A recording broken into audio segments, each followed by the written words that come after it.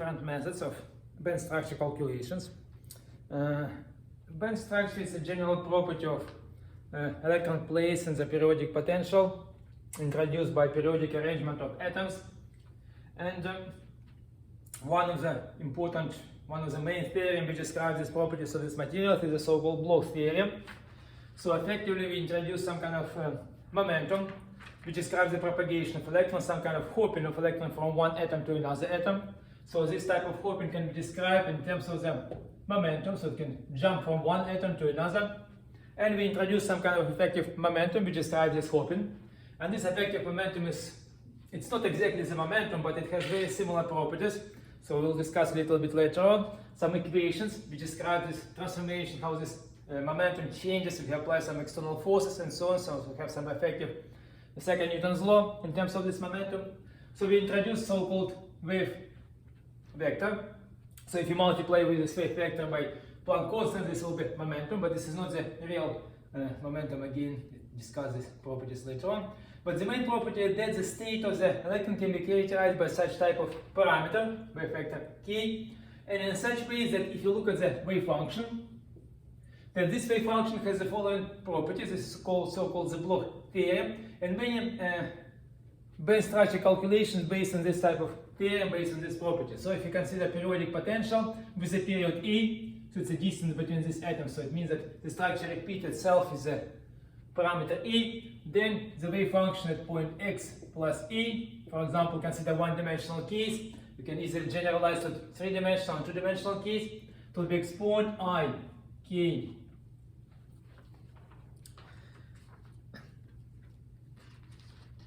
ikx plus times period. So we can write down, not exactly, we can write down the solution of the corresponding equation, Schrödinger equation, something like that, in the following form. So it will be ikx, and this is a periodic function with the period a. So it's a main statement of the Bloch theorem. So any solution of the corresponding Schrödinger or some other, we'll discuss all these equations later on, can be expressed in the following form. So this is a periodic function with the period a, the period of the structure. So it means that, for example, function like that. So it's periodic function, and it depends on k. In general, it depends on k. And this describes some kind of propagation of this. So it's again, this is not it's a complex parameter, and this is very similar to what you have in the free space, the same type of propagating wave. So it's a main statement of the Bloch theorem. It's a little bit non-trivial statement, but this type of statement is used a lot in a lot of band structure calculations. So this is how we can characterize the state. So the state is characterized by the constant k, this parameter k, which has the meaning of the wave vector, or if you multiply it by the Planck constant, it will be momentum of the electron, and this is the Bloch theorem. So it's one of the important characteristics of the system. Now let's look at some different methods which can be used to calculate at least origin of the band structure in periodic system. So people use different methods, different approximations to calculate the band structure. The idea is that you can find different, so what you need to find different bands, and within each band you have some dispersion relation, which how the energy depends on this parameter k. And again, people introduce different methods how to calculate this approach. So we'll consider a method which is called the near-free electron approximation. This is applied when you have weak periodic potential. So it's almost free electrons, and then we apply some weak periodic perturbation to these electrons. Then there is another approach which is called time-bonding approximation. So it's a case of the strong periodic potential, and then you introduce just kinetic energy as small perturbation, because in general the Hamiltonian, so this is what you need to solve in this problem, the Hamiltonian, which is a kinetic energy term, plus potential energy term, let's call this U. So kinetic energy plus potential, so kinetic energy can be expressed as a p squared divided by 2m, plus potential which depends on x, or depends on r in general, three-dimensional case. So this is what you need to solve. We have Hamiltonian with periodic potential. And you need to find the corresponding solutions, corresponding energy spectrum, and corresponding wave function. So it's more or less straightforward problem. Of course, it's not a simple problem. It's a very difficult problem to find the energy dispersion which produces the band structure, corresponding wave functions. And there are different approximations which can be used. In some cases, for some periodic potential, we can find the exact solution. But in many cases, we need to use some approximation. So one approximation is called the almost nearly free electron approximation. So in this case, potential is weak. This periodic potential is weak and kinetic energy is strong. So you have very large kinetic energy and very weak periodic potential. Another approximation, which is called time-binding approximation, when you have large periodic potential and very small kinetic energy term. So it means that consider this kinetic energy term as a perturbation to this periodic potential. So another way, we have weak periodic near free electron approximation. So we have, if you look at the periodic potential, it has something like this small profile. So it's very big potential, and we apply this potential to almost free electrons. And this is a free electron approximation. And time-binding approximation, when you have large potential like that, and then we just consider some hopping between this type of, we'll consider this later on as some perturbation to the system, so it produces this case. And there are more exact calculations based on different types of methods, green function method, pseudo-potential method, and so on. And another approach we'll discuss is called KP model, which is very useful when you need to calculate, for example, structures based on these different materials. It's again some kind of approximation to get energy spectrum and so on.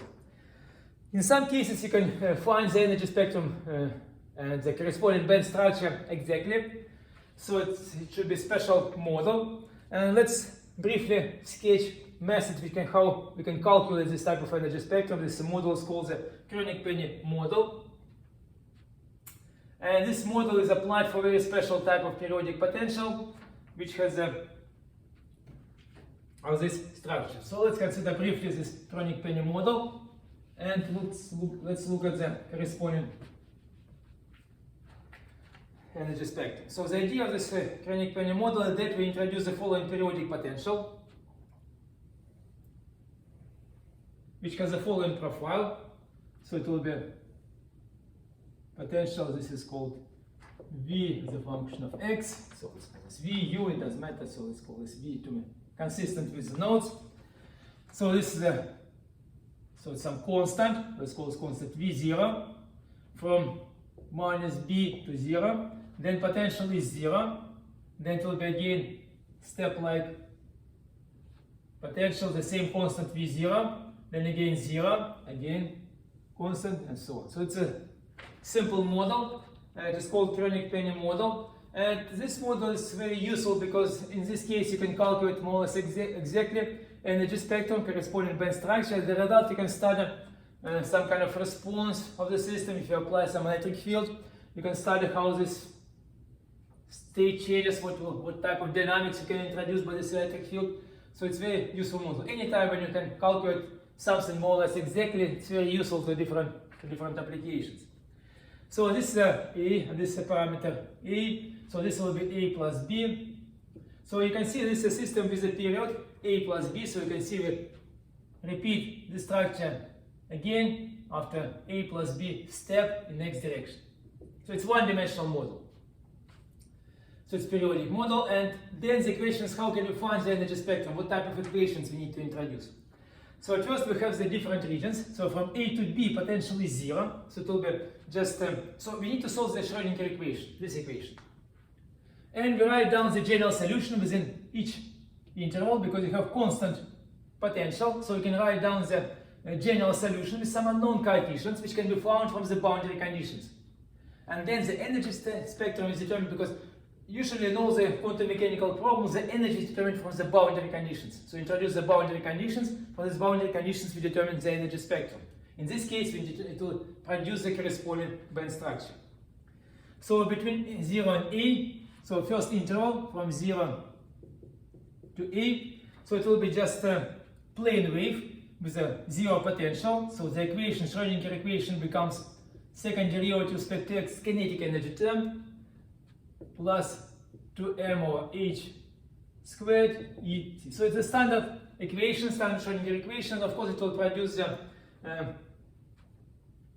plane wave. So we can write down in terms of the exponential function, exponent I kx plus minus, or we can write down in terms of sine and cosine. So in this case, it is convenient to write general solution in terms of sine and cosine. So we write psi wave function, so in region 1, so let's call this region 1, and the following combination, some constant a, sine, and we introduce this parameter alpha x plus constant b cosine alpha x, and alpha can be found from this equation because it's again second derivative will be negative, so it should be cosine and sine, so in alpha squared exactly equal to this value. So alpha will be square root of 2m e divided by h squared. Again, this is a general solutions combination of the propagating waves going to the right and to the left, so it's exponential function, or combination of the sine and cosine functions with the known coefficients a and b. So at this point we have two solutions, because it will be propagating to the right and to the left, or sine and cosine function in region 1. So it's the first solution, first equation. Then the second region, region 2. So again, in this case we have constant potential, so we can find a similar solution. And of course, in this case, what we need to find the energy spectrum, so we should expect that the energy spectrum will be between this range. So we're looking at the solutions for the energy within this interval from 0 to V0. So it means that we'll produce some band structure for this energy interval. So it means that in this case we have propagating wave. In this case the energy will be less than potential. So it means it will be, when you write down the corresponding equation, in region 2, the equation will be the same type, second derivative plus 2mh squared e minus v0, c equals 0. And now E should be within this interval, so this is the energy of the corresponding solution. We are looking for solution within this interval. So E minus V0 will be negative. So it means that we can write down this equation as a minus V0, and this will be with negative sign. So in this case, solution will be exponential functions, not the sine and cosine, but exponential function. And we can write down in terms of hyperbolic sine and cosine. So it means that in this case,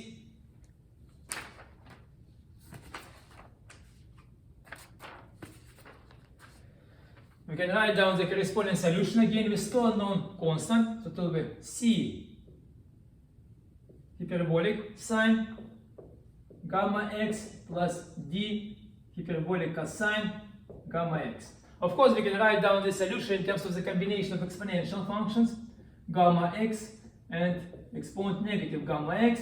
So it means it will be decaying solution because the energy is less than the potential. Or we can write down in terms of the combination of this exponential function, hyperbolic sine, hyperbolic cosine.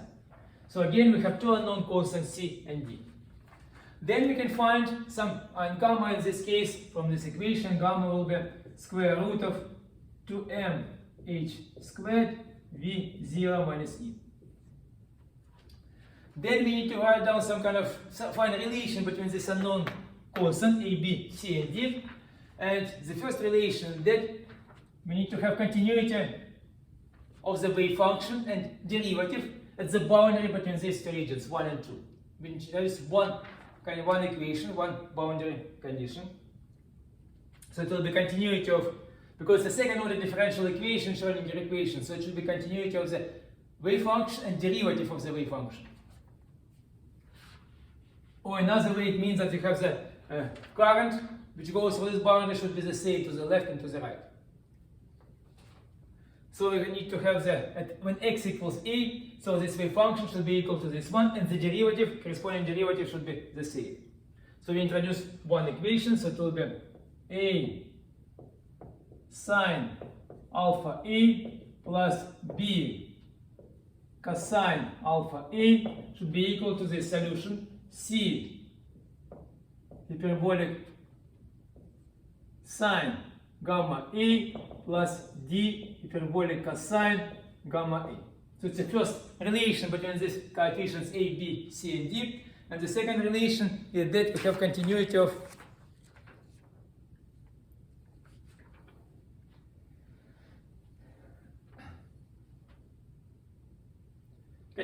derivative.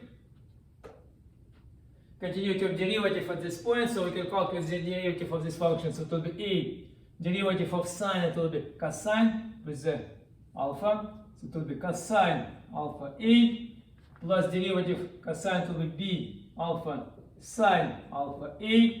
So it should be equal to derivative of hyperbolic sine cosine. So it will be c gamma cosine gamma a plus d gamma sine hyperbolic gamma a. So we have relation. We have, you can see in this case we have 1, 2, 3, and 4 unknown constant. And at this point we have only two relations between this constant. We need to have two more equations to find this constant and to find the energy spectrum. So the second relation is based on the Bloch theorem. We know that the wave function, if you find the solution of the corresponding equation, because it's periodic potential, so it means that we write down the boundary condition at this point. But the Bloch theorem tells us that solution of this equation, so the wave function, the function of x, will be exponent I kx and some periodic function, which depends on x. So it means that if you look at the solution at this point and at this point, so you can see it means that we return to the same point when you go, it's one period. Then they are related to the following expression. So c at point x plus a, so it will be a, for example, x equals 0, so we choose x equals 0, so 0 plus a, so it will,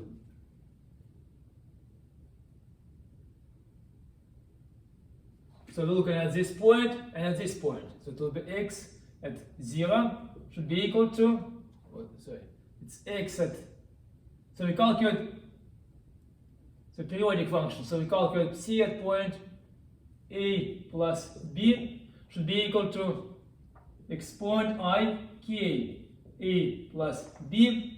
We multiply by periodic function at point a plus b, but we know that this is a periodic function, so it means that at this point and at this point it's a period. A plus b is the period of the system. So at these 2 points the periodic function should be the same. So it means that this function will be the same as u at point 0 at this point. So it will be exponent I k a plus b, and this is u at point 0, exactly the wave function. So if you calculate x equals 0, exactly c at point 0. So it means that we introduce another type of boundary conditions. So you can see we find the relation between the wave function at this point and at this point. So it means that we consider a single period of the system, and this is the advantage of this Bloch theorem. So we don't need to write down all these equations, we don't need to write down extra boundary condition at this point, and so on. We just consider a single period of the structure, use the Bloch theorem, so we can find the relation between the wave function at these 2 points. And this relation, so it's a wave function at point a plus b and the wave function at point 0. And this relation, we have this parameter k. So finally, when you calculate the energy spectrum depends on this parameter k. So now this is the second relation which introduced similar. We have the relation for the derivative of this wave function. It will be exactly the same equation based on the same property. Derivative will be related by the same coefficient. So if you calculate derivative at this point and point 0 by the same coefficient, as a result it will produce, you can look at the notes, it produce another 4 equations.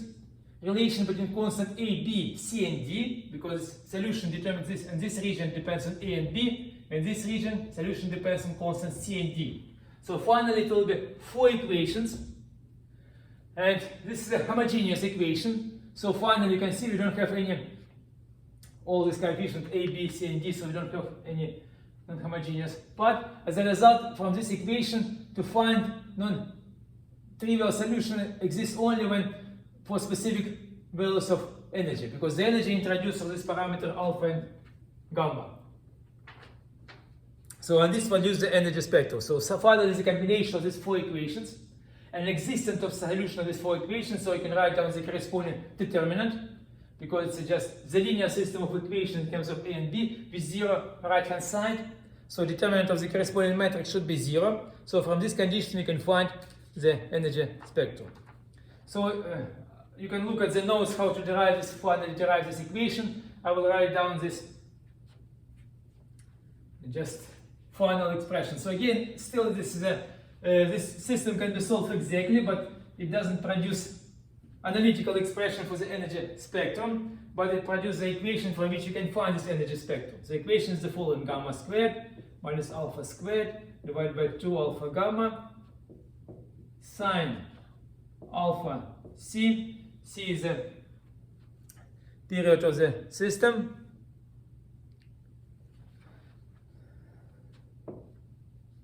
Sine hyperbolic gamma b plus cosine alpha c. Cosine hyperbolic gamma b should be equal to cosine k b plus c. So this is the equation. Another way this equation will be when you write down this 4 equation to find constant a, b, c, and d. The determinant of corresponding matrix should be 0, which produces the following relation between all these other parameters. And from this equation you can see we have constant k as a parameter, and all this alpha and gamma, they depend on energy. So in principle we can find solution of this equation and find the energy as a function of parameter k. So what is the structure of the solution? It's easy to analyze this equation if you consider a more simple model, when you consider so-called the system of delta functions.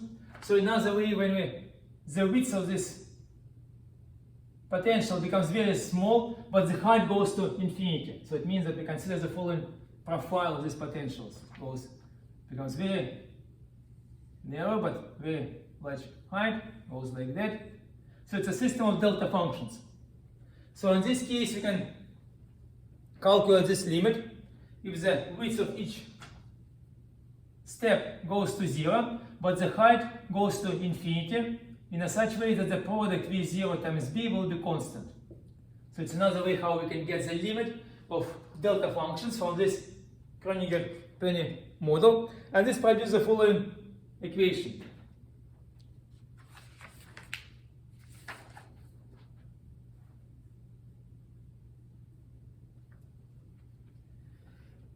So it will be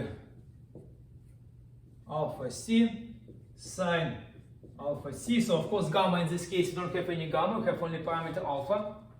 And this will be plus cosine alpha c, and this will be cosine kc. C is a period, so it's a distance between these delta functions, period of the structure. So it means that b will be 0, so c will be just a in the previous case, and b goes to 0. And then if, how do we get the band structure from these calculations? So you can see this is a,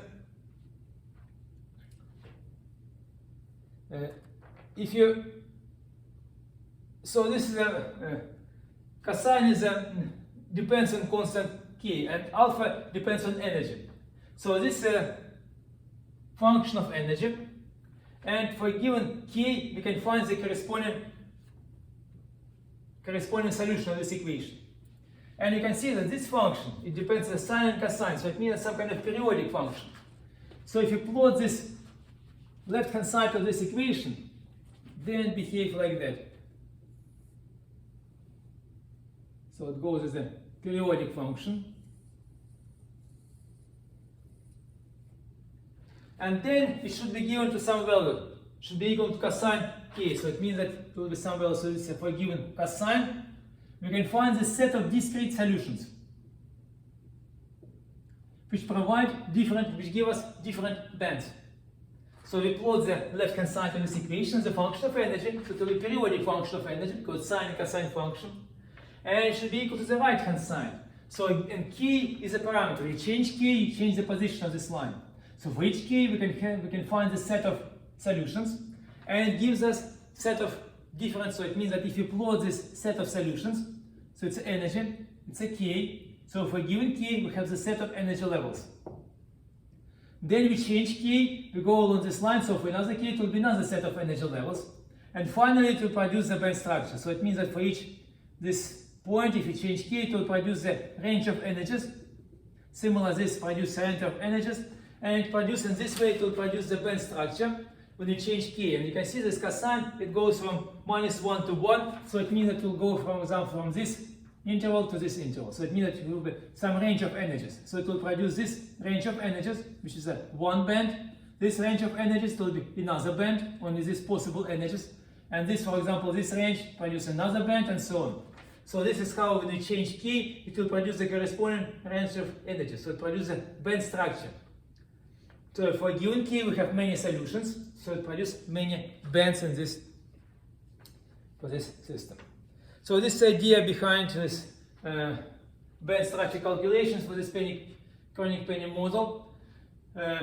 So finally, we introduce some parameter key, which can be considered as a momentum of this electron, but it's not exactly momentum because it's a